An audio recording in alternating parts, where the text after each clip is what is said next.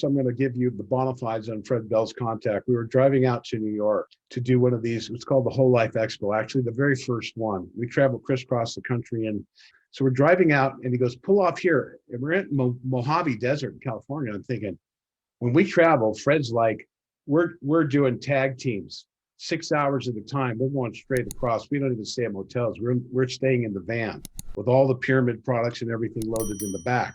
I was kind of like his traveling assistant, kind of cloned me in a sense in the understanding of pyramids. And here I am working with a guy who had a PhD in physics and who the Pleiadians decided to teach time travel to. So I have a pretty good understanding, not the math, but the intellectual and the understanding of physics. So we're coming out of the desert and they're going, what's going on? And he goes, just wait here. And I sat there, he opened the door and he walked out into the desert. Semyasi's ship got down and he took it up. An hour and a half later, he came back and I'm like, whoa. And he said he got to pilot the ship. And on the ship, actually, I think I have it right here. This is kind of where the design comes from. The Pleiadian ships are actually key to the auric signature of the pilot. In fact, their ships are grown as giant mushrooms in outer space because the chordal chambers are working with the resonance of the universe. A mushroom is tuned into the resonance, a satellite dish into the earth vibrations. They grow in outer space, then they inject a liquid metal in some sort of a chemical process with crystals, and it tuned to the auric signature of the captain, and this was the disc. Pat Flanagan had something different, and when Pat Flanagan was questioning Fred about certain things, my girlfriend said you shouldn't make a pyramid out of plastic, and Pat Flanagan goes, what are you talking about? And they had a thing, and that day Pat Flanagan took his plastic pyramids off because they produced positive ions. So this disc here was on the ship, and if the captain gives you permission, you can pilot the ship, and it works on the mental, it's a higher technology. So that's the bona fides there. You're listening to Exopolitics Today with Dr. Michael Salla, your source for the uncensored truth regarding the human, extraterrestrial, global, and political agenda. Click the like button and subscribe to this channel. And now, here's Dr. Michael Salla.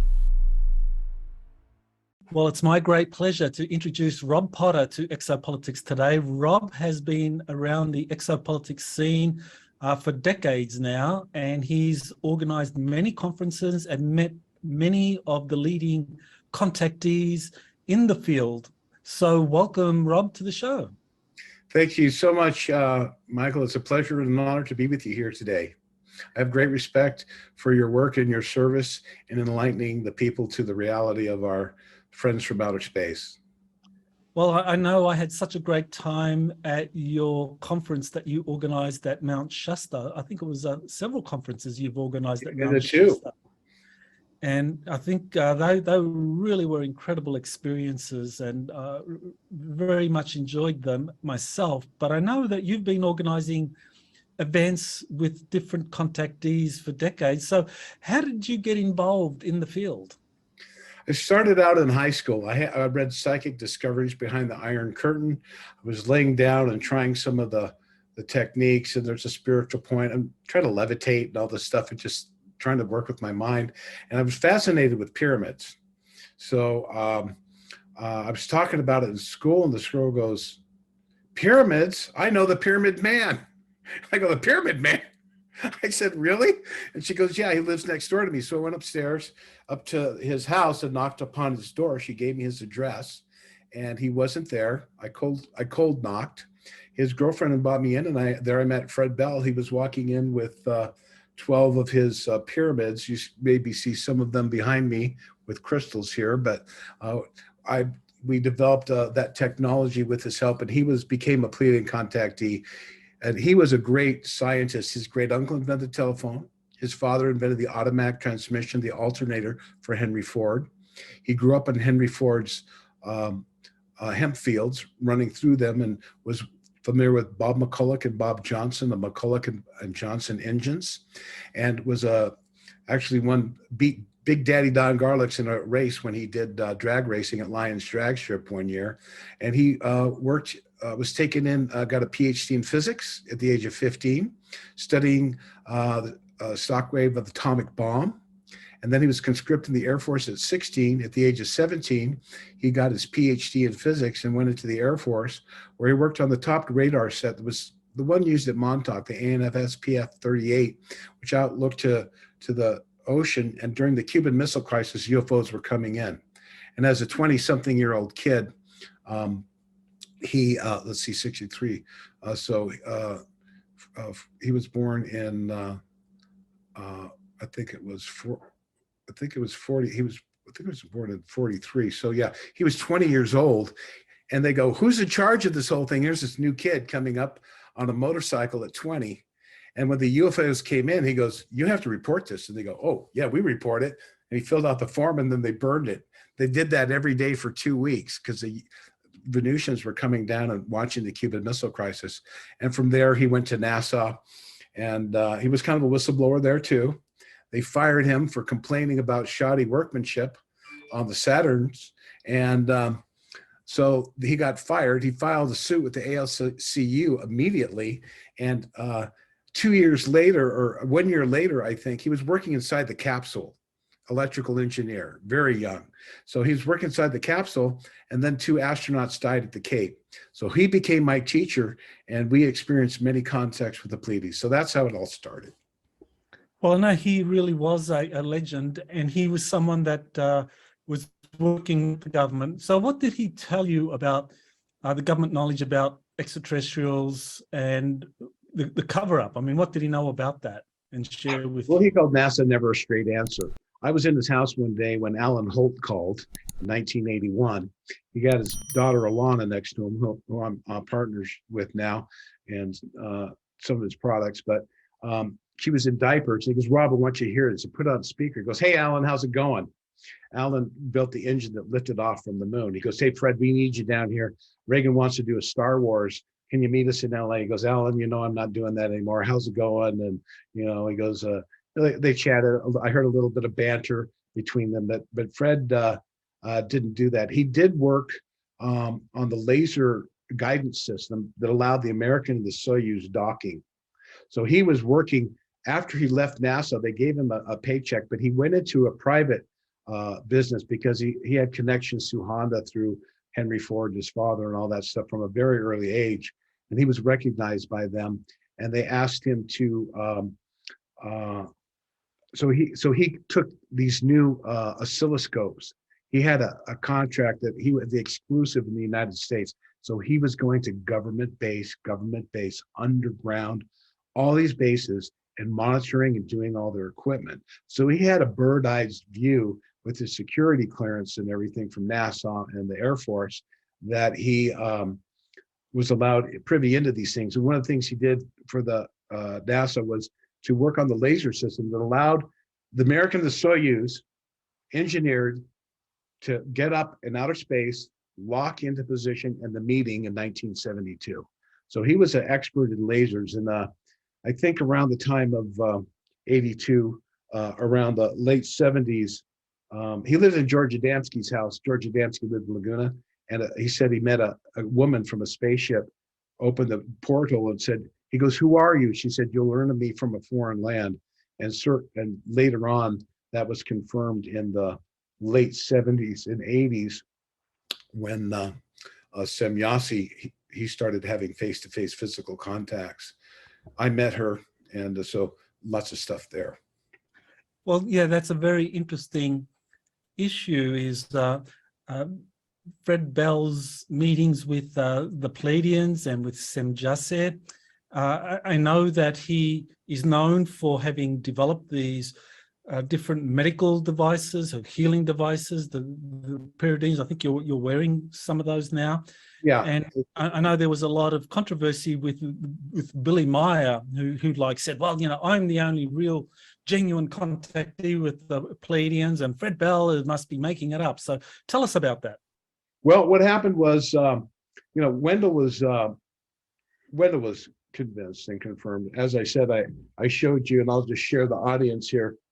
These are kind of like my little pedigree a little bit, but Wendell Stevens sent me, this is the UFO contact from the Pleiades. I can tell you Billy Meyer got #1, but due to our conversations, and I took Wendell to Egypt in 1991 with Howard Menger, that's 002. So we were having real contacts. He was sending us Billy Meyer's notes, and Billy Meyer forgot.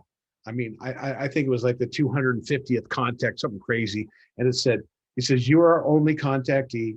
And they said, except for spurious scientific contacts. You don't get better than scientific with Fred Bell. He was able to develop the time transposer. Now, NASA never a straight answer. When he was working on the Saturn rocket, he went after NASA, he went to JPL and he went to Rockwell. And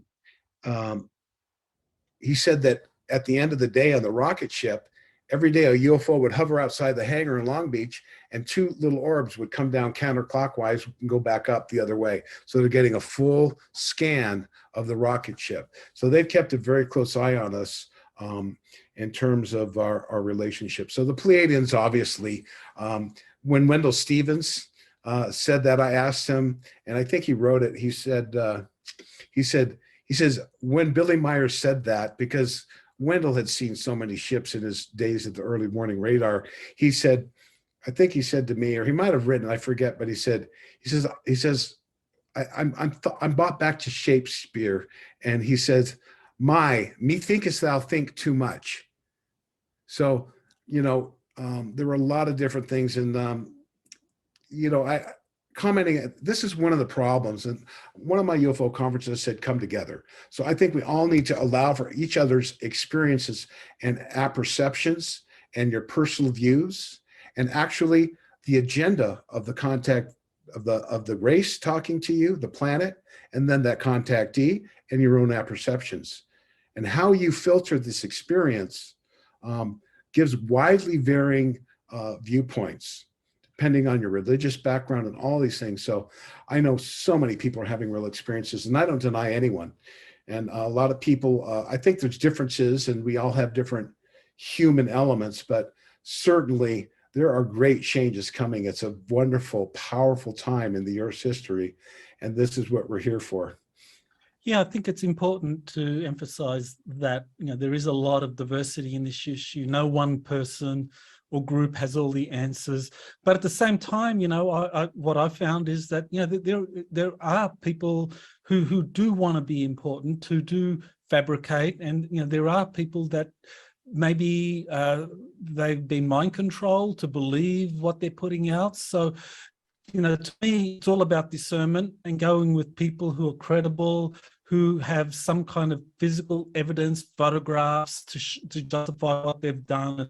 And I like, some of the people you've worked with, because people like Fred Bell were scientists. I mean, it wasn't just, I met the Pleiadians and this is what they told me. I mean, he was working with a lot of groundbreaking NASA scientific research. So when he says he met with the Pleiadians and was able to come up with some cutting edge healing technologies. And I don't know, tell us about the kind of healing pyramid technologies that he developed.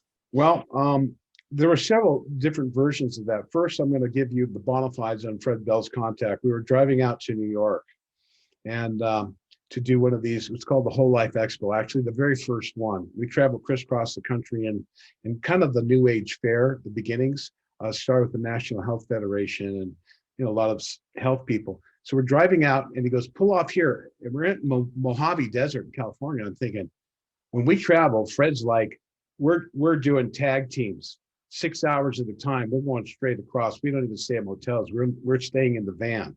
Me and him, or him and his girlfriend, with all the pyramid products and everything loaded in the back. So I was kind of like his traveling assistant. He kind of cloned me in a sense in the understanding of pyramids. And here I am working with a guy who had a PhD in physics and who the Pleiadians decided to teach time travel to. So I have a pretty good understanding, not the math, but the intellectual and the understanding of physics. So we're coming out of the desert and they're going, what's going on? And he goes, just wait here.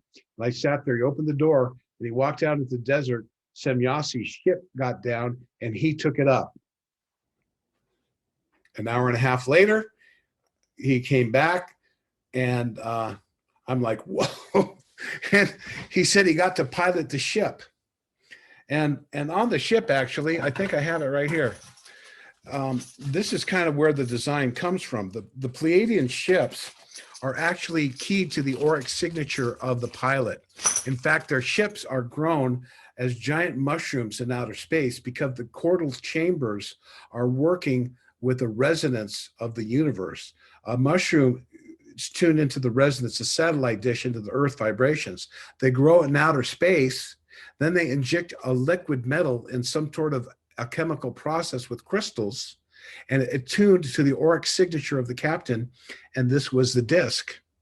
Pat Flanagan had something different, and when Pat Flanagan was questioning Fred about certain things, my girlfriend said you shouldn't make a pyramid out of plastic, and Pat Flanagan goes, what are you talking about? And they had a thing, and that day Pat Flanagan took his plastic pyramids off because they produced positive ions. So this disc here was on the ship, and if the captain gives you permission, you can pilot the ship, and it works on the mental. It's a higher technology. So that's the bona fides there. Now, as far as the before you go on, I just wanted to kind of like I mean, that's incredible what you said. So you're traveling with Dr. Fred Bell in a caravan, and he says, pull over, while you're driving through the Mojave Desert. He does something, and an actual Pleiadian ship comes down. You see this. Yeah. You see the ship land, and you see him get into it. I mean, that must have been incredible. I mean, that was your first sighting? No, I had sightings before at the house. There's a lot of things going on there. Well, there's a lot of esoteric private out-of-body experiences that had to do with breathing exercises in the pyramids and crystals that are, they sound a little, it's part of a dimensionality thing that going out of my body, I could do flips on the astral plane, but I don't consciously exit my body. These were programmed meetings late at night. I would go up into what he would call the temple and do that. But when we came down, we're driving out, and there's a military Jeep there. I get in the car and I go, and we always had incense going. So we're like, listen to the Moody Blues, and I'd like the incense in the van. He goes, don't do that. And I go, what? It's just incense. And just as I said that, because he had already been apprised by them that the military had been alerted to the signal of the landing. It wasn't far from the military base, and there were Jeeps there, and they go, and there's it was like a roadblock, a Jeep on a road, like on a I don't know. He was just telepathic. God, I don't have any clue. He said, go here, go here. It was down a normal public accessible road. And these guys go, what are you doing in there? He goes, what's that smell? Marijuana. I go, I said, that's incense. And I show him the incense. I go, what's the problem? And he looks around and he goes, okay. So, I realized a lot of things later. Another time at 4 a.m, the ships came down. I'd had a very particular out-of-body experience with the Pleiadians. And in the morning, we used to go out at 4 a.m. All my experiences, I worked as a waiter. I'd come down at 11. He'd go, come on up, the temple is humming, he'd say. And I'd get there at 12. By the time everything settled in, I'd sit inside this pyramid crystalline chamber with the negative ions and the lasers going, creating this mini vortex portal kind of thing, interdimensional. And I would do certain breathing exercises and other things, and I would leave my body. So I came back down, and sometimes he would go, you better go take an Epsom salt bath and ground before you drive. But the ship would come down. We were out on the porch, and I saw a Pleiadian ship go boom, boom, boom. It kind of jumped, boom, boom, boom. And I looked at that, and he looked at me, and he just said, he just warned me with his eyes and his thoughts, don't say a word, watch. And the ship came in once, twice, 3 times, and it went so fast. That was during the alignment in 1982. And what happened was incredible. And this is what will happen when mankind is ready. They purified the atmosphere. This is in the 80s. The smog was still, you couldn't even see Catalina. And after this thing for 2 weeks, you could almost see Santa Cruz. The purification of the atmosphere technology that was utilized when a ship does that, and what they did was astounding. And So I know that when mankind is ready, they can't clean up the child's bedroom. We've messed it up. We have to take responsibility for the earth. And when we do that, nature and our friends will help us usher in a new age very quickly, very quickly.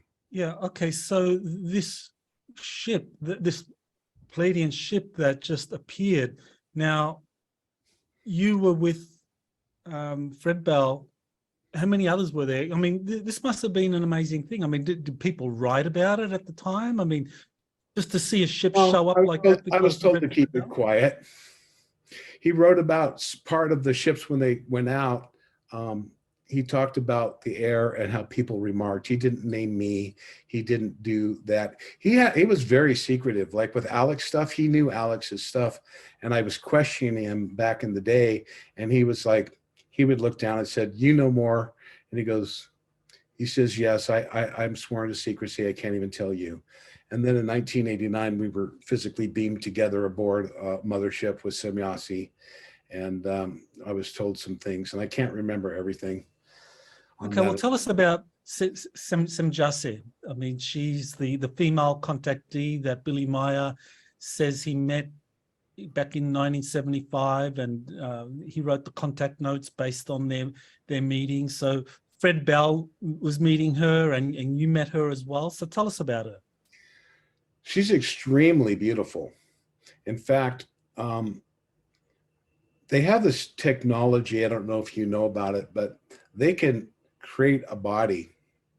Other extraterrestrial races do that to interact here. They create a human body that can live in our environment, and their life essence, their body takes up the meat suit, so to speak, the robe, the toggle of mortal flesh. At the higher levels of interdimensionality, they have this technology.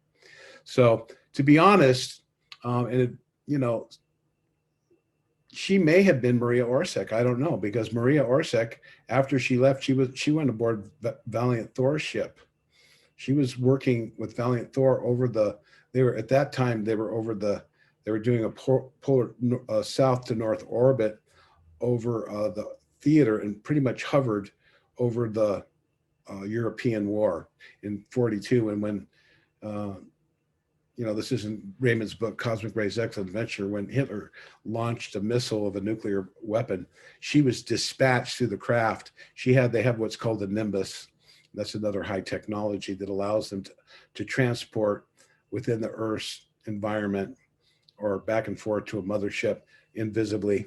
And so she didn't even go down to get into what they call a ventla or a scow. And she went right next to this pilot. His name was Otto Sprecht. And that's another story. But so she looked very much like that. She had smaller breasts. Her hair, she was very beautiful. She was very possibly similar. It's the same thing with Commander Aura Raines. When her looks, and I could show you a little bit of that if you like to see how a person translates and how that process is. So that's a more advanced metaphysical ascension. But so yeah, it's when I came back from the time I was beamed aboard the mothership, we landed in front of his living room, and he pats me on the back, goes, "You're the master now." And I remembered for a moment this huge hangar, Semjase saying goodbye, and all of this stuff. So yeah, so it's pretty amazing what was going on there. So tell me about this Maria Orsik and Semjase connection, because that sounds fascinating. I'm not confirmed on this. One of the things that got me thinking about it was Corey Good, because he said, I think that he says, "Oh, we followed her. That's Maria Orsik." Now, Maria Orsik may not even been born on the Earth. She may have been in service down here and was actually down there to actually kind of feed the Nazis certain information or misinformation. They held them under house arrest. And afterwards, Maria Orsik served under Valiant Thor on the Victor class ship. And you can read about that in Cosmic Ray's Excellent Adventure #3. Now, Raymond was able to of course, go to Venus and look at the Akashic records. But Maria Orsic, I can't confirm that, but I can tell you that she looked very similar. She was extremely beautiful, model beautiful. And she went by an Earth name in Laguna Beach when she would come around. She went by a name, but they called her Pretty So-and-so. I'm not going to say the name, but I believe that possibly was her. And when I went up on the ship, that was my feeling. Now, I only remember for a second when I came back, and I asked the Venusians, who have told me a little bit about, you know, my past lives and things like that. And they said that that was with the Pleiadian hierarchy. They put the block on you, and they have to remove that information. And I asked Fred, why can't I remember? He said they placed the veil on you for your own protection. Because I don't know, there's a lot of interesting things that go on for lifetime contactees. I have 48 years of face-to-face. So I use a lot of discernment, but I give a lot of leeway to different views and can see how there is an underlying current, even for people who don't have physical contacts or getting downloads. Much of them are really close around the thing. There's a little differences, but most people are getting this information, and very, very soon we're going to have all the proof we need that will allow people. It's not about spaceships and spaceships anyway. It's about spiritual transformation, as Elena, you and I, many others understand that. Now, you actually met Semjase yourself, so you have some direct contact with her. Now, I know that there have been others that talked about extraterrestrials that looked like, well, that would look like or were Maria Orsic. I mean, I've been interviewing some French contactees, Jean-Charles Moyen and David Rousseau, who say that they met Maria Orsic on the Galactic Federations of Worlds mothership, and that she was in fact well, I think she may have been a Pleiadian, and that, yeah, she helped the Germans initially, and then they said she was a Pleiadian, because this is new to me. I was just putting two and two together based on looks, and they do change. Like Commander Reigns has changed her look pretty dramatically, but there's some similarities there, and that's a whole nother story about the Venusian technology, which is actually Vril technology that came from Aldebaran, where Maria Orsic was in contact. That's in the Taurus cloud. There's an orange dwarf star that Aldebaran, and they move their things around. A lot of things have happened in you know, let's say 18 million years when the Vril technology was created. They were going around hybridizing races, and it wasn't pretty. But a lot of things have changed in that way, but this technology still exists, and the Venusians have this technology. That's how they extend their lifespan. So there's a technology that does that. And as we're learning from the Corindorians of Bob Renaud, as we're learning from Raymond Keller and the story of Commander Reigns, they have the ability to create a body so they can work here. Alex Collier talked about it. They put inside their bases, they would put in these 4 pillars, and they create the environment so they could live in their own body inside the earth. Or B, they create a human body, leave the mothership in their environment, and come down and walk amongst us, and they can be looking literally like a reptilian and have a human body. Or vice versa, a benevolent race, and not all reptilians are bad. So that's a technology that, in the multidimensional nature of the universe, that we're going to have to come acquainted with when we understand the level of administration in the heavenly realms and how life exists. It's something we'll look into. Well, you mentioned Alex Collier. Now, I know one of the things that was very significant in doing the research for my last book was that when I came across Billy Meyer's contact notes, where he talks about the Andromeda Council as actually helping the refugees from the Lyra constellation that had escaped the wars there to settle in the Pleiades, and that the Pleiadians recognized the Andromedans as being a far superior, more highly evolved extraterrestrial race that they adopted as counselors. Now you said that Fred Bell recognized or was told that Alex was in touch with the Andromedans. So tell us about that, that little piece of information. Okay, with the Andromedans, the Pleiadians handed them off to him. Fred was a little upset. The Pleiadians back in the day, they give us this design. It's a holographic Andromedan holographic projector. And it kind of does the timelines thing and stuff like that. But the Andromeda says, oh my God, I had this contact now. The Pleiadians handed me off the Andromedans. I go, what do you mean handed you off? He goes, they're like the highway patrol of the galaxy. They monitor the astral pathways and they're going to get more involved. And the Pleiadians were very much like, they didn't want to get involved in the karma because of what happened previously. They were responsible for a lot of the problems that we had here in the Atlantean things. There were many races that were interacting with the third dimension. So they decided, and this is what's taking place from these grand super federation councils of 8 different galaxies now. They are making realignments of how a higher dimensional works with the lower. When we look at the Satonian rebellion and or Lucifer, whatever you want to call it, those were 8th and 9th dimensional beings. They're cast down to the 5th and 6th. They're still above us. They're like demigods, and they're coming down here and they're messing with the humanity. That's another story, and that's pretty much over now. I believe that there's tremendous efforts behind the scenes taking these things out. But to move along to the crux of the situation is that the Andromedan galaxy is even more advanced. When we look in our galaxy, the Pleiadians are extremely advanced.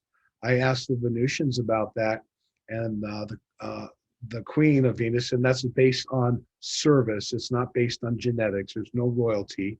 It's based on lifetimes of service on the Earth and on Venus. And she's in her 3rd term as a Queen of Venus right now. And so she said to me, she goes, the Pleiadians are definitely some of the most highly technologically advanced in the galaxy. And she said, but we're catching up very quickly. So these are just words, and how we interpret these things. I have to be very careful to be clear what they tell me, and then my own apperception. And when I start going off on tangents of what I think, these can be wrong, or some of them could be right. And, I'm really careful. Just listen I have so many transcripts of the words from them, hand delivered by Raymond Keller and transcribed by him in the presence of the 2,400-year-old security chief of what they call the Sharuna, the security force, Elan, that, I have to take a step back and say, I'm just a junior postman here delivering a message. And they said, don't let us down and don't worry about how people react to the message. The Pleiadians told Fred the same thing. So I can confirm that the Andromedas, it's a big galaxy. I'm sure they have their problems. I think they're having some AI too. And I think they're all working to end the transhumanist agenda and the way that the higher dimensionals are interacting with the lower plane. Until this planet becomes a level of responsible, they don't want to show themselves openly. Why? We would hate them. We would shoot at them like our government. We would worship them. We'd become envious of their technology. This is why the Venusians is very quietly influencing, meeting Thomas Jefferson, meeting Benjamin Franklin, working with various groups to establish new platforms and maintain peace, liberty, and the divine plan. Well, now you did mention Howard Menger, and he was one of the famous 1950s contactees, and he talked 40s. about meeting. Well, 40s, okay. Well, so he talked about meeting with Venusians. So why don't you tell us how you met Howard Menger and how you learned that he was the real deal? And I know you said you took him to Egypt, so tell us about that. Well, this is back in the 80s and 90s. It's really interesting. I was working for a company, and I kind of do the same thing now at Power Place Tours, was the company. I take people to Bolivia, Peru, Egypt, Hawaii. I do these, Mexico. I'm doing some stuff in Mexico next year. And So I started with these people, and I was researching. They put me in charge of the UFO Recruitment Center. So I took Zachariah Ascension, Howard Menger. I knew Colonel Stevens. He was happy as a fish in water. Oh, we're going to Egypt. I got pictures of him on a camel and everything. So we went to do this thing, and so on the way we get there, I had an 8-hour plane ride nestled from JFK going to the 9/11 portal in Egypt. We left JFK at 11:11, and on the left-hand side of the aisle was Howard and Connie Menger, and 2 rows in front was Howard, and there were seats next to both of them. So I plopped myself down and had conversations with Howard and Connie. And Howard's story is this. He was in high school, and he just started getting information in his head, downloads, that gravity is like a push. It's not a pull. He kind of said there's actually 4 different poles or something. I wasn't into that. I was more interested in his experience. And when he was very young, a woman met, she was naked and was sitting on a rock. She manifested to him and said, oh, you're going to do this and you're going to do that. And now he's in high school. He starts getting these images, and he starts becoming electrical genius and starts tinkering with some things. And what he told me I'm trying to remember if this was before he met Valiant Thor and Jill. So I'm going to share this picture with a group while I talk about this, because this is at Howard's house. So you see, this is a picture that Howard took above of a spaceship, and then you see here the woman Jill, who I met at Dr. Frank Strange 2007. There's Don Thor and Valiant Thor. Don Thor I met in 1982 through Gabriel Green's conversation, and then Valiant Thor I met in 2003 with 4 friends. Don was with 4 other people. Valiant Thor was with 3, and Jill was a solo person at Dr. Frank Strange's meeting. This image, folks, is taken at Howard Menger's place in March 16th, 1957. The picture taken by Augie Roberts. These images were given to me in the original slides by Dr. Frank Strange, as another contactee who I was very close with, who brought me into closer association with Valiant Thor and the Venusian mission. And so Howard told me that he had got this idea about building a spaceship, right? So he says he built this craft, and he was using Earth-based electrical parts. And he was in Pennsylvania in the time, and he was in New Jersey when that image was taken originally, and he was taking contacts, and he told me, he said they were contacting him. At this point, they hadn't really integrated into Earth society. They were more boots on the ground in the early 50s as we were developing our nuclear experiments, became much more of a concern, of course, of our local confederation. It's called the Galactic Confederation of Light. There's so many federations, but they were getting off, and he said they wanted to get close. So he gave him some size. So he didn't know the size, so he put his arms around the girls. He was a tall glass of water, Howard, and he got the clothes for him. And he said when he got the clothes, they came back in and went behind the curtain to change. The girls were excited and tittering like clothes, and he put everything back there, and out from behind the curtain, they threw the bras. I thought that was funnier than heck. So now he's building this device in his backyard, and he gets out there and he goes, and I don't know if he had a remote control, but he was electrical lighting specialist, and it took off, and it ended in a farmer's field 400 miles away. So this started kind of his little game with the Men in Black kind of thing. And they came like, I don't know, 3 weeks later. The FBI had tracked him down based on the numbered parts of these electrical devices on what this was. The guy said, I don't know, it's found it in my field. So they opened it up and they could see it was something. And they tracked him down. They go, Howard Mentor goes, yeah. He goes, you create that? And he goes, yeah, I did. And so that began his, this is a little later, I think, that they actually contacted him. But I remember before this, I think what happened was they had a guy, like a man in black, come to his house with his family and knock on the door. The guy said, you better shut up about the UFOs and your experiences, or you're going to be 6 feet under. Now, Howard's a big man. He was 6'4". He was a tall glass of water, as I call it. Elegant guy. And he said, he goes, what'd you do? He said, Rob, I ran to my garage and I followed that sucker all the way to Brooklyn. I followed him. He went up into a brownstone. He followed him all the way up to the third door. The guy was getting in. He was about to close the door, and Howard kicked the door open and goes, now I know where you live. You leave me and my family alone, or you'll be dead. You'll find yourself swimming with the fishes too. That was awesome. So anyway, years later, the government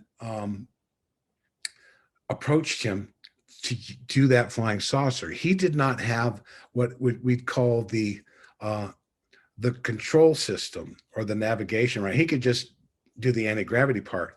So what he said was he went out to Colorado Springs, out in the middle of the field. They had this underground, like a little building. It was an underground bunker back in I think it was in the 50s. It was called the X1. And he said they built this one with all the scientists. He had a whole crew around him. And he said, look, all I want is no taxes for life and a small pension. So he had his plans with him. They took these plans, they modernized them, and they made a smaller disc, kind of like he did, but bigger. And he said they remote flew it up and down. It landed. Then they made a regular one that they could all fly in.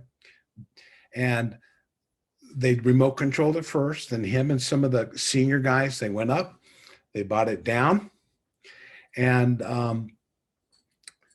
they said bye. And he never got his pension, never got his thing. And he said, he goes, well, they tried to get the original plans for me. And I go, what do you mean? He says, I didn't trust him. I had the briefcase handcuffed to my wrist for the entire ride back from Colorado. I think he was in Florida at that point. And he says he started at a gas station, and this is 1950. So I'm figuring Goober out in the middle of Nebraska or something, right? And he says he went in and went to the bathroom, and he came out and he could see some guys there. And one guy was walking towards him with a hypodermic needle. And the gas station attendant was like, had his jaw open, looking at him. And I said, oh my God, Howard, what'd you do? And he said, I blocked the hypodermic. And he said, the guy at the car, I don't know if it was like whatever the Men in Black car was at those days, but these weren't actually Men in Black, the kind of weird, odd looking ones that look Oriental. This was more like government agents. And the guy pulled back his gun, and he said, I beat the crap out of the agent, and he got back in his car. They didn't bother with him. I said, the guy with the gun? He said, no, he didn't bother. So that's the start of Howard Mentor. Later, he told me he was experimenting with another device in his basement, and he felt it was really powerful. So he aimed it at the foundation wall, and he did a pulse on it, boom. And he said it hit the wall, bent in a little bit, but it was too powerful. So he called his government contacts and said, I have a weapon, but it's too much to me. I mean, you guys need to be careful with this. So he turned it over to him. He said they came in, they jacked up his house, and they went behind the wall, and it had fused the dirt 5 feet into glass. So that's Howard Menger. When I took him to Egypt, I learned much more about his personal life and his love for this woman named Connie. They had met on Venus previously. He was a Saturnian, from a Saturnian moon. His name is Saturno. And that story is in Raymond Keller's book. It's also in my blog that I posted. So he was an amazing man. Okay. One of the things that's helpful here is You showed that photo of Valiant Thor and Commander Don and Jill. Now, did Howard Menger on the plane or during your conversations with him, did he confirm to you that, yeah, that was actually, these were 3 Venusian extraterrestrials that went to his Highbridge home back in, what was it, 1958? Did he kind of confirm that? He went to the moon. So when I went up there, I said, "You went to the moon?" He goes, "Yeah." I said, "They have bases there?" He goes, "Yeah, they had bases." He said, "I was allowed to go outside." I said, "You could go outside." He said, "The atmosphere is very thin." He says, "Like high altitude." He says it's extremely hot when the sun hits it, but it was kind of thin. And I said, "Were they from Venus?" And to be honest, he said, that's what they told me.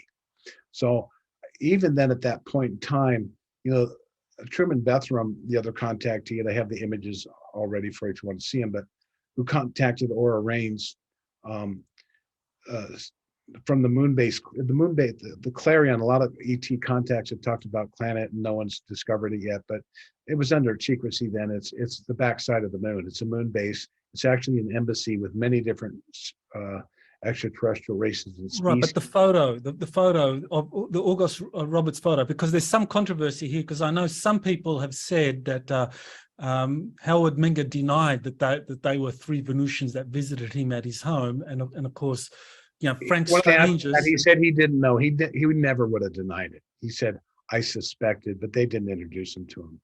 Okay.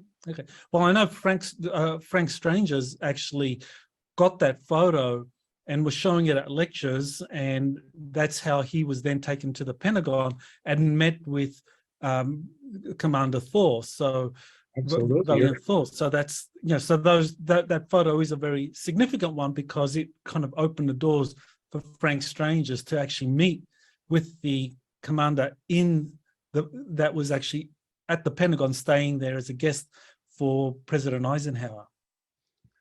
Yeah. I've got some images here, and I can pull them up for you. I'll go real quick so you can. We'll go to Dr. Frank real quick here. So I guess I'll show this image again. So when I met this woman, Jill, in 2007, it was Dr. Frank Strange's Inner Circle meeting. She was sitting at the back. Another time, there's an extraterrestrial named Unaya who was in an Earth person suit. He was at the front, and he came up and initiated me into something, and he had his hand on my head and the light went through it, and pretty shocking experience. And then this woman showed up at the back of the room, and I recognized her. And so she was sitting at the back. She just kept smiling, and she was just the very last row. And I'd look at her. She just had this beaming smile. She's fairly tall, actually, in my opinion. I looked at her. She was wearing nylons, and then I noticed she was wearing a nylon underneath her to her chest. So I think it was like a body protective suit in case anything happened. But and she had short sleeves, and so at the break, we went up for lunch, and I said to her, "So you ever seen a UFO?" And they don't like the word UFO. That was coined by the government. She goes, "No." And I thought, oh, she's not going to admit anything. And then she kind of perked up with a twinkle in her eyes, and she said, "But I saw a spaceship once in New Jersey." Boom, that opened the floodgates for me, and we started talking. And she goes, "What do you think of all this new money system?" And all I said was, "It's going to take a lot more than money to heal this planet." And we talked for a little bit, and she was talking to another guy, and I was kind of like a puppy dog, and I wanted to talk to her more.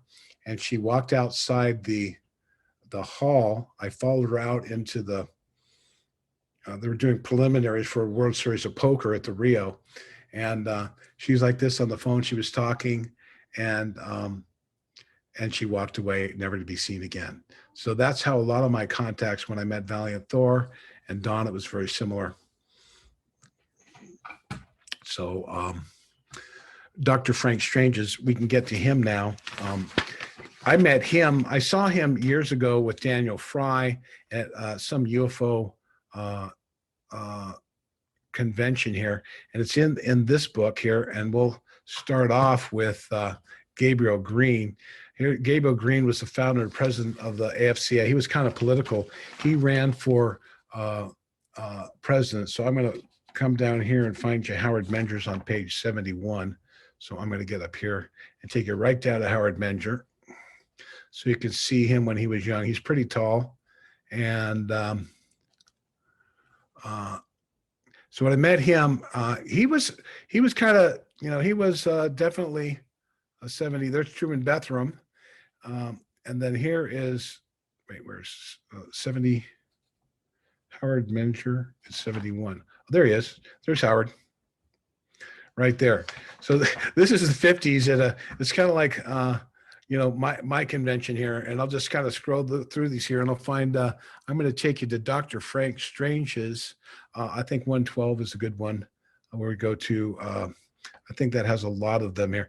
This is the picture of Raymond in 1954 when he crashed in the time travel experiment. That's in book number 3. But we'll go up here to there's Gabe again with his wife Helen. Spread the word with saucers. It was pretty organic back in these days. Most of these contactees were having contacts with the Venusians who were making, the government wouldn't tell about them. So everyone was sharing things directly with the public and what Raymond calls their peeps or the star seeds who have incarnated here like Howard and stuff. So this is how they did it out there in the hot desert sun. They probably did it in November or something. I don't know. But where's that picture of Dr. Frank? All Stars 110. So yeah, oops, I got to go back down. Sorry, 110.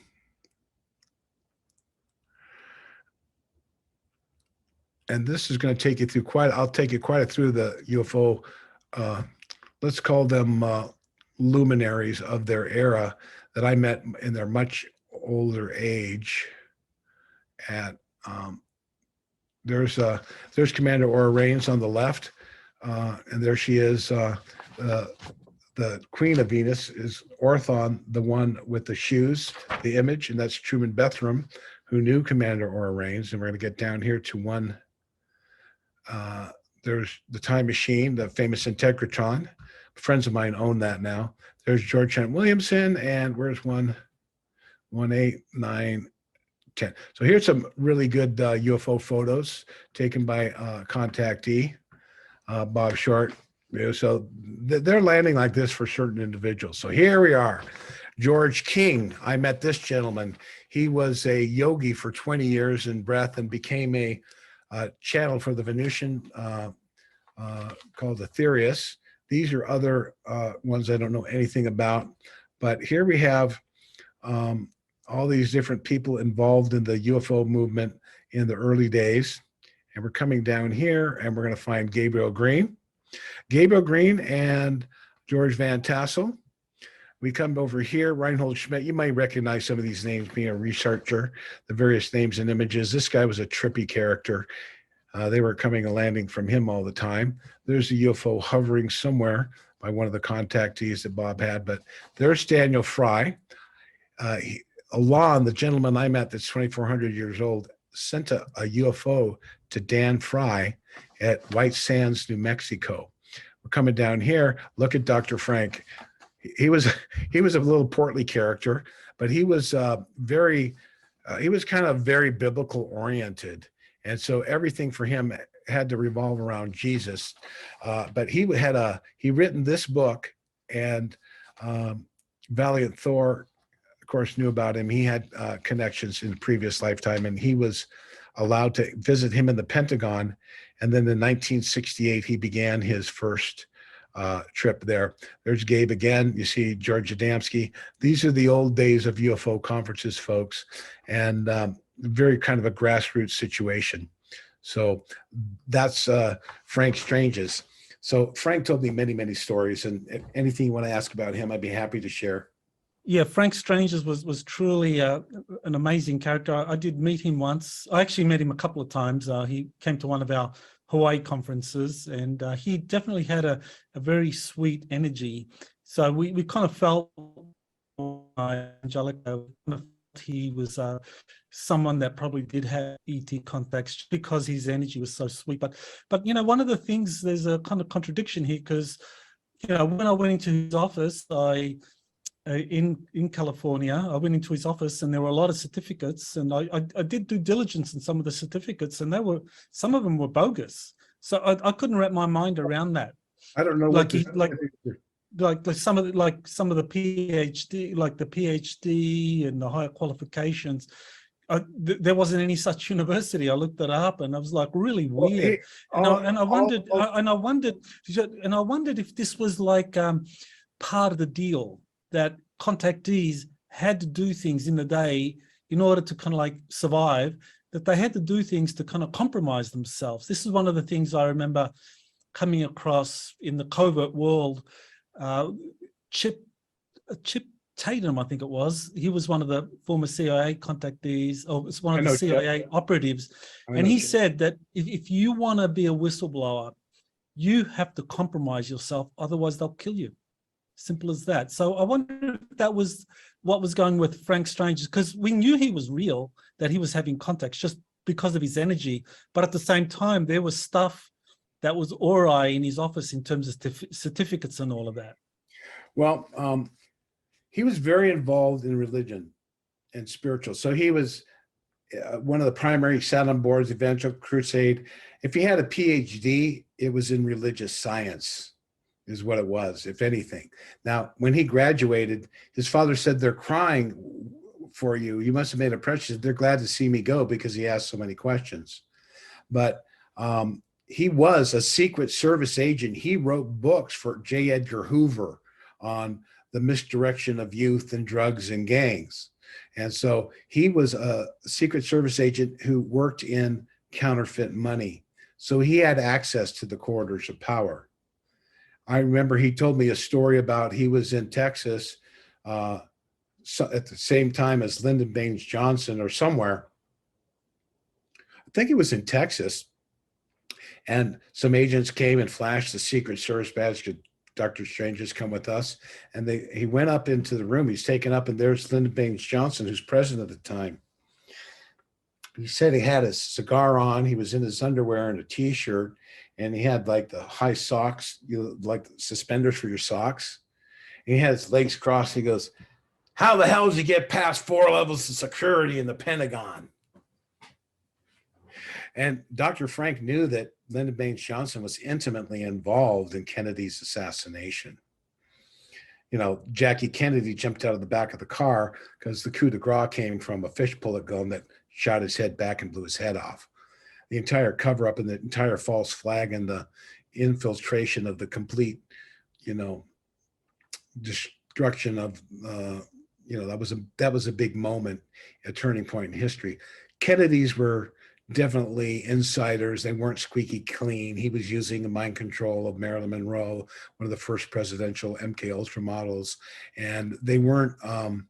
But when it came to selling out the planet and shipping heroin home in soldiers' bodies, and when he realized he'd been misled by the CIA to invade Bay of Pigs and all that stuff, he decided to smash the CIA and the NSA and literally, it's a multinational dark force into pieces, and they're being smashed to pieces right now by Divine Justice, and as Corey Good and Elena Denon, myself, and many others are reporting from various sources. This is all hidden behind the scenes. But what do you know of President Kennedy actually meeting with the Venusians? Apparently, George Adamski arranged a meeting with the Venusians, and the Venusians were kind of helping Kennedy behind the scenes.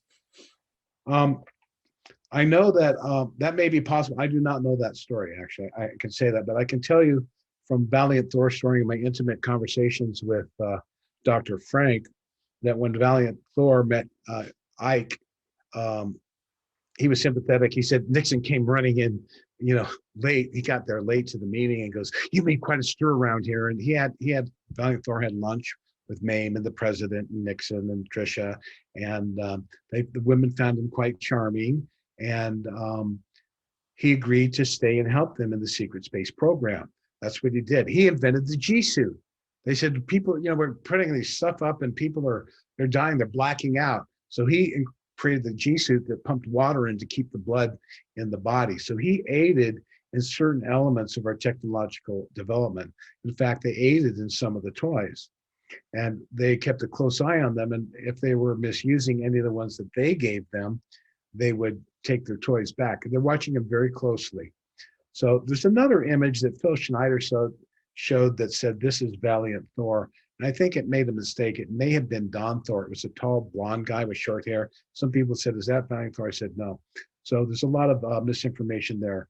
But Dr. Frank was, he told me a lot of things behind the scenes. His first time on board the ship, I can tell you this one about Bobby Kennedy. He was sitting in his house in Chatsworth, and he gets a knock on the door, and Bobby Kennedy was there. This is like days before he's assassinated. He was going around and campaigning in California before he was shot at the ambassador. And he said he opened the door, and there was Bobby Kennedy. He's kind of short. And he looked out behind, he noticed out behind him, I could just imagine there was a lady in hair curlers with, picking up the newspaper. There's a guy carrying out the trash, or a gardener. Everyone, he said he looked out on the street, and the people were like looking around because there was a motorcade and a limousine, and there was a full thing around him. And he goes, Dr. Strange. And he goes, I hear you can contact this Valiant Thorpus, and I want to know who killed my brother. He said, Dr. Strange's. Would you like to come in? Oh, yes, I'm sorry. He steps in the door. So where's this Valiant Thor? Where's he right now? Can you contact me?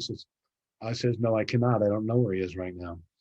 He said, look, can you get a hold of me? He goes, the only way I can do it is you can write a letter, and I will give it to him. I don't have time to write a letter. He says, okay, you can leave, because it was kind of rude. So he says, no, I'll write a letter. So he went down at his desk, and he wrote a letter to Valiant Thor. He sealed it. And an hour later, Valiant Thor materialized in Dr. Frank's house. He held the letter to his head, and he said, thank you, and he left. So they don't always tell the contactees everything. That you have to figure a lot of things out, and it's kind of neat to know, probably for your own safety or whatever. So he reported later, because this is when he made arrangements with Dr. Frank, and he said, you're going to come with me for a couple of days, get ready. And so he got his affairs in order, and Valiant Thor picked him up, and they started driving down to Mexico, where they ended up going to San Felipe, Mexico, kind of on the line that they patrol basically normally. So he told him on the way, he said, Bobby Kennedy, he said he appeared and knocked on his door at maybe even the ambassador, I don't know, but he knocked on his door. He said Bobby Kennedy was paranoid. That's what Dr. Frank told me. I don't know if Valiant Thor said that, so I want to make that clear. But he said he closed his curtains, he turned the television on, he went into the bathroom, he bought a radio, and he turned on the water, and he asked Valiant Thor what happened to his brother, and he told him, Lyndon Baines Johnson, and it was a group that had an agenda, blah, blah, blah. And he said, will I be successful in my run for president? And he said, there are forces aligned against you. He says, we suggest, they didn't want to tell him outright, but he said, we suggest that you pull out of the race now. You will be successful most likely in 4 years if you run at that time. So then Bobby Kennedy got shot. And according to Dr. Frank Strange's, and he saw it actually, and I don't know if he knows whether this was the real hit, but when they went down to San Felipe, they got a boat, and my family used to go there. We used to go down camping, and my father had a truck, and we'd go down to motorcycles there. It's the last point in the, Sea of Cortez there, that inside it goes from the tip of Baja all the way up, and it sloshes up against Mexico. And it's a point. And when the water goes out, the tide shift, the water goes out, practically disappears. There's nothing but stingrays and out in the water there. But so he went out on the boat, and he said it's a feeling and a thing. He said it's amazing. To the day he died, he always marveled at how a spaceship would lower itself on the road. You would see it would be pure sky, and a door would open up, and you see inside the spaceship. So he said the same thing. So the first time I saw it, he said it was amazing. A little door opened up. There was a ladder, and a guy lifted them up into the craft with Valiant Thor. And they went out of sight of humanity. I don't know where they went, but he went on board the craft, and they were up there with Jill, Vice Commander Dawn, and Vice Commander Teal, the primary Vice Commander. And they watched as Bobby Kennedy gave his speech, and they were walking through the thing, and I think it was Vice Commander Teal said, "God help him," and turned away, and he was shot. I don't think Sirhan even hit him. He had a mind control chip. He was definitely high level MK Ultra, just like David Hinckley and Mark Chapman in these false flag assassinations, very public one here. And Dr. Frank said that it was a sheriff from behind who shot him. Dr. Fred said he thinks it was a mistake, but I think, knowing these guys, Sirhan was the patsy and the sheriff bodyguard allegedly trying to shoot the guy, and the confusion used that opportunity, I think, but I don't know. So that's how Bobby Kennedy was killed, and that's all I know as far as the thing. I imagine since Kennedy came after Ike, he may have had contacts. I have no knowledge of that, but that's very possible. So that's very significant. I know that John F. Kennedy had contacts, according to Adamski material, and that, and because of what he was trying to release, that contributed to his death. I mean, I laid it all out in my book, JFK, Kennedy's Last Stand. So all the material is there. But Lyndon Baines Johnson, I mean, he was definitely a hitman for the MJ12 group, and that's how you get rewarded. If you do the work, you get to become the top honcho. So that's how he became president. But it's amazing that Robert Kennedy got this warning from the Venusians that he wouldn't make it if he kept on running for the 68 presidency, and he ignored them, and then they got him as well. So that's very sad, but that's a testament to our global politics. Well, I wanted to kind of like bring it back to your direct experiences now, and you say you met with Valiant Thor. Was it in 2003? I know you said you met 2003 Jill at a hippie gathering called the Rainbow Gathering. I had gone to these for years. My first one, I met the Mahavatar Babaji, took me into a tent and taught me Kriya Yoga. But this was kind of a guided alternative flower children movement that had some relationship to Fred Bell's teacher named Surendrava Roy, who had an ashram. And Fred Bell had mystical studies with a Rajput prince from Benares who was brought over to America by Shotzi Wallace. And he had an ashram on Haight and Waller. The back door, they owned the whole block pretty much, was Haight Ashbury. This is where all the flower children were going, and he was telling them to go into the park, have music, enjoy life, have love-ins. The police became too much, and that kind of inspired some of the free thinkers that created the Rainbow Gathering. A military guy had a bunch of people had visions, and they created the first one. And I met two extraterrestrials there. One, I believe, was Martian, one was Venusian, and I met them through the years, and there was always this special feeling. But when I met Valiant Thor, he showed up with another guy and two women. And I had the feeling, I knew who they were. I gave the attention. I go, oh my God, that's Valiant Thor. And just like they did with the guards when he went through the Pentagon, they have this mind control thing, and Valiant Thor is a created being. He does not actually possess a physical belly button.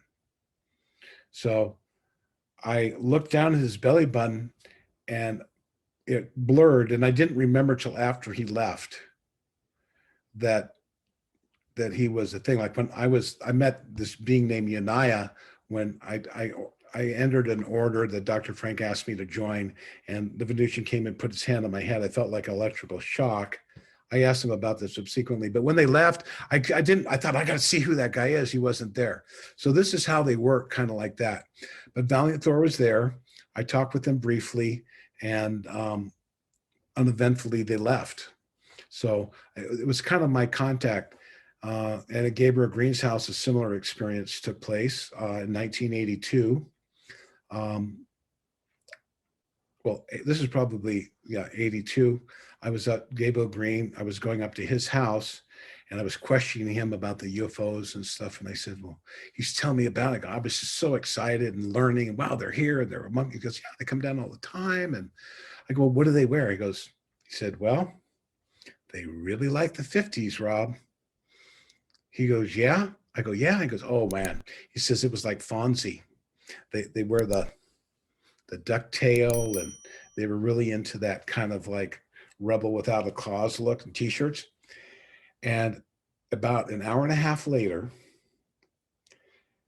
they were monitoring this conversation, because an hour and a half later, I went into a what do you call it, a TikTok or something? And in comes a mint condition baby blue Chevy with 3 women in the back in white t-shirts, bobby sockers, brown and white saddle shoes, pigtails, ponytails, hairs in a thing, and 2 guys in the front. And the one guy is Dawn. And the 3 girls jump out the back with bubbly energy. I mean, the energy is just like amazing. And just looking around going like this. And I was the Michael Legion, and I said, Michael, that's them. He's what? And I go, and I wasn't going to bust him. So we get to the counter, and the counter is timed so that Don Thor gets to the counter at the same time I do. He goes, I'll have a pack of cigarettes. And he looks back at me, and I look, and I telepathically, I said to him, I said, go ahead, smoke it. I know you don't smoke. And he goes, he raised his eyebrow just like in that picture. And he goes, I'll have a pack or have some matches. And he starts pounding them on the counter. And like they did in the 50s. And then he takes it up, and I'm going, smoke it, go ahead, light it up. You could in the store those days. And he rolled it in his shirt. He had penny loafers, rolled up jeans. And so I've had those type of contacts, but they never admitted it until my wonderful first contact arranged by Dr. Frank Strange. I'll take you through the pictures real quick of Vice Commander Rains. She's the moon base commander. This is a picture of her. You notice the thick, stocky legs. This is how I knew it was her when I met her. So this is her here. And then I'll show you another image of her here. When I met her, I was allowed a picture, and I'm just going to show this briefly. So this is the Commander Rains. Now her eyes are different. Her eyes are the same, and the nose is similar, but of course she has her dyed hair. She's wearing the traditional red beret of the Venusians when they're on official mission. So I'm going to share another example of the women wearing the red images here, and I'll show you a picture of Alon as well. You can't see his face, but this was taken when Raymond Keller finished his 2nd and 3rd book and released them. They came down, and this woman here, Annabelle Krebs, who used to live on Earth and translated in a form of ascension in 1995. And this is Commander Aurora. They knew each other in India in the 30s in the Christian socialist movement and their service to helping the downtrodden and the poor. Now I'm going to share with you an image of Alon, the security chief, who I met, was very incredible. And so Raymond's, he lived on Venus, he knows. So this is the security chief, Alon, here. You could just see his outline. He had a very, very incredible energy. I was completely enthralled with him. And Valiant Thor had said in Dr. Frank Strange's meetings, and you know the recording I gave you that you heard of Valiant Thor? That was very similar to the way that he would give messages to the inner circle and Dr. Frank.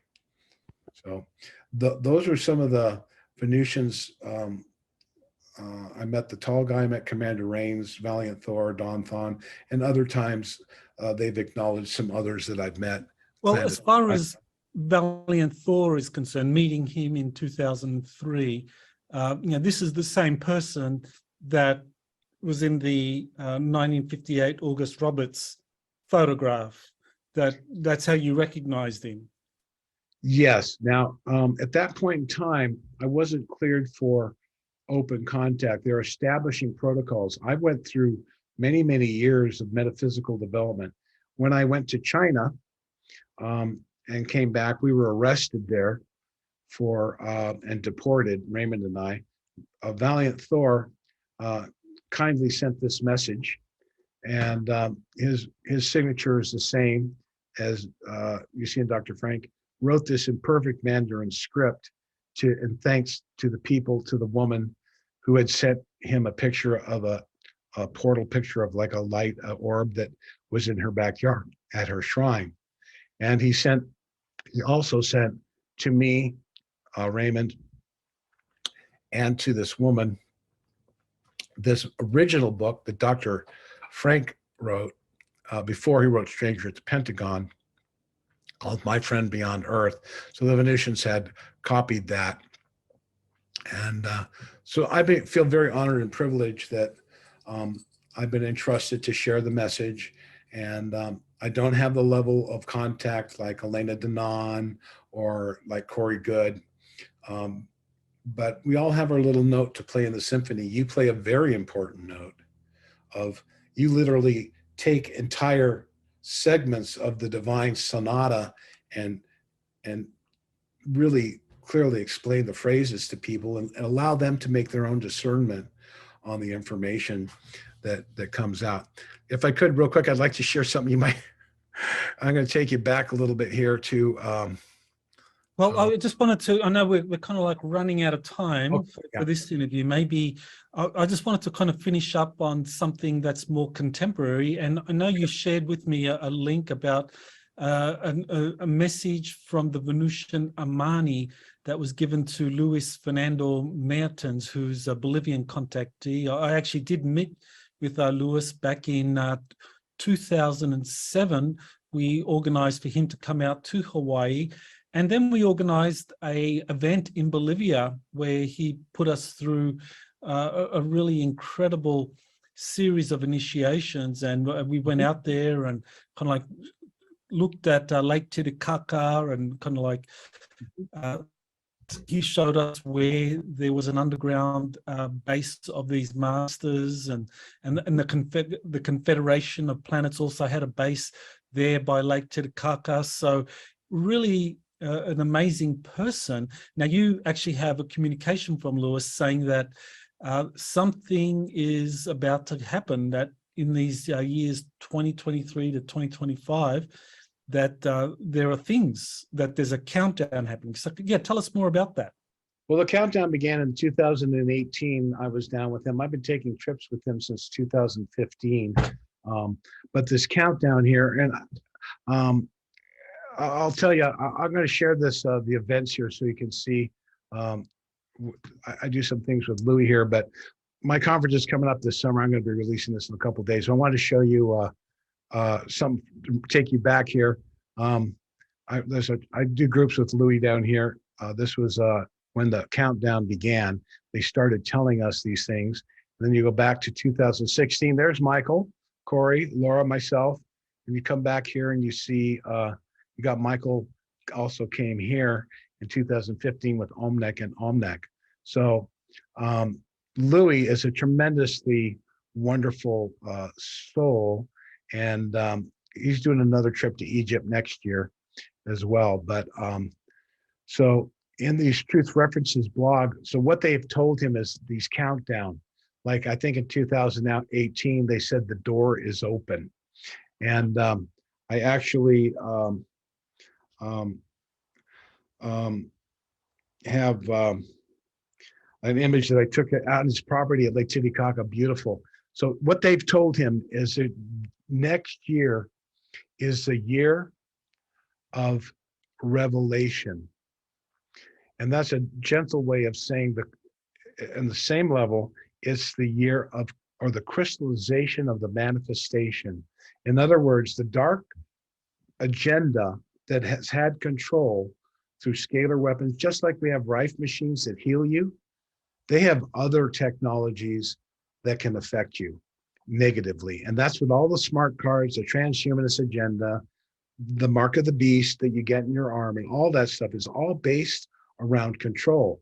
But their technology is being removed, or by a technology that actually is like a disruptor beam, because they're violating the new covenants and the new arrangements, the agreements between multiple galaxies, as Elena speaks about quite often, are being rewritten, and they're taking care of business. So we don't have anything to fear in the future. Everything is a positive message going forward. So in that message that he says, 2023 is the year of revelation, which means religious structures. I mean, I can read a little bit, but religious structures are going to break down. And it's a time for the light workers to begin to manifest. Step forward into your power. Don't be coy. Don't be shy. The time is short. So as it's the materialization, concretization countdown as true seeders and missionaries of light of a new time. Listen up, beloved. 2023 within the countdown is the year of revelation. There we will see how everything you consider true will be no more, for the veils will be unraveled, the mask will fall, revealing to you the nature of things. The light in its intensity will blind many and catapult others into understanding their true divine essence as a prelude to what is to come in 2024. 2024 within the countdown is the year of disaster, but they also call it the year of faith, measuring of faith. The great dogmas will fall, and with them, the religions of a time of suffering and pain. A process of true definition will then be lived, which will lead the human collective to a catastrophe, which they define as faith, an evaluation of social and individual catharsis that will define the future of the new human race. 2025 within the countdown will find you in the year of liberation and resurrection. Then you will have reached the top, the new plateau of human realization, a new cycle that will define the imminent future of light for everyone on Earth. By then, the alliances and the brotherhood of star and confederate worlds will have been arranged by the hand of the inner government of the Great White Brotherhood. Earth and Great White Brotherhood and the new human community will awaken to the new reality, as well as the planetary and cosmic awareness in which we are all one. The path is presented as the right one for you to go to the fulfillment of your holy mission, the one that, like the slide, crystallizes the fine glasses inside you. We love you to infinity. So here we see Louis is always, he's never involved in politics or reptilians. He actually met one on one of his journeys. They had as a guardian that was a benevolent one, but he is basically the most wonderful facilitator of these meditations, and the ships come. I think you had one come down with lights over your group. So these are called program contacts. You know, I've had these similar things with Fred in the past. So when you have these experiences, these physical experiences, it changes you, and it's difficult to process them and to learn how to present them. And you got to be careful you don't get involved in ego or focusing on money. So what do you think about those different, let's call them themes that they see coming up for Earth in the next couple of years? Well, I know that was one of the things that Elena Danan said she received from one of her contacts, Una, was that by 2023, that people will know everything that's been going on. So that kind of matches with what Luis Fernando has been getting from his sources. So if people want to know more about you, learn about your events, upcoming events and so forth, where do they go? I sent you the links. Maybe you could put them in the bottom there, but it's called thepromiserevealed.net, and the Truth References blog. I have a membership you can join in. I'm doing a cruise to Mexico. If I get enough people, I think I have enough for a free ticket. So I'm going on this one already. It's not being paid for, but I'll be speaking with Laura Eisenhower, Brad Olson, some other people there. That's going to be fun.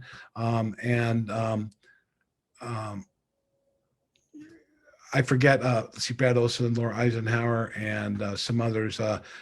Vivian Chavez, Paula Harris, Louis Turi, Nick Pope, Adam Apollo. So it's kind of fun. I'm looking for, this is a wonderful thing about my mission I really love about is doing this. But on the website here, the summer conference is the 22nd to 25th. You can join my membership for free. And you want to hear more about my story and my meetings and stuff, all this is in here. So thank you so much for allowing me to share this with the audience today, Michael.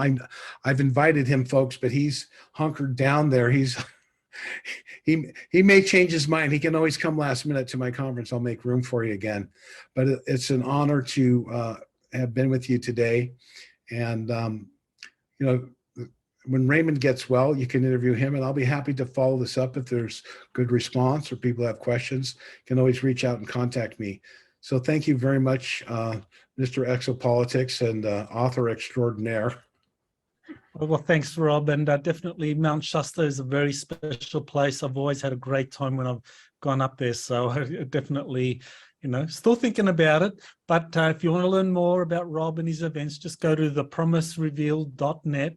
You get all the information there. So I want to thank you, Rob. You're really a wealth of information about these contactee cases. And I know from my experience in exopolitics, contactees were always kind of like looked down upon and frowned upon by UFO researchers. It was almost like an embarrassment, but they were always real. I mean, they were always genuine. Just the UFO researchers kind of like just prioritize nuts and bolts research. But I'm very glad that now the information about the contactees is getting out there again. And so we've got to look at these historic cases, because all these people that we talked about, Frank Strangers, Howard Menger, George Van Tassel, these were all heroes, ambassadors to the stars. And you are also one of these people. You've had these contacts. So I really want to acknowledge that and the tremendous role you've played in bringing this information to a humanity that was very dismissive for decades, but now people are opening up and they're listening to this more. So thank you, Rob. Thank you. You're an ambassador too, Louis. You had the ships come over for you. That was an important thing. Louis told me, he says, yeah. I said, Michael, that was one of the things that got me in contact with them. I read your article, and he said, yeah, they said that it was important for Michael to have this experience. And I know they're on your radar, and you're obviously at the nexus point of disseminating massive volumes of information. And there's a science side, and then there's the inner knowing beyond the senses. And this is where some of the people like Elena and Louis and Vivian Chavez and others excel, and Raymond as well. But it's been an honor. Thank you so much, and hopefully we'll see you again soon. Thank you. Aloha. You have been listening to Exopolitics Today with Dr. Michael Salla. Please remember to like, share, and subscribe to this channel. Join or start a conversation in the comments. Take the time to explore the vast library of best-selling books, webinars, and podcasts by Dr. Salla. Visit exopoliticstoday.com.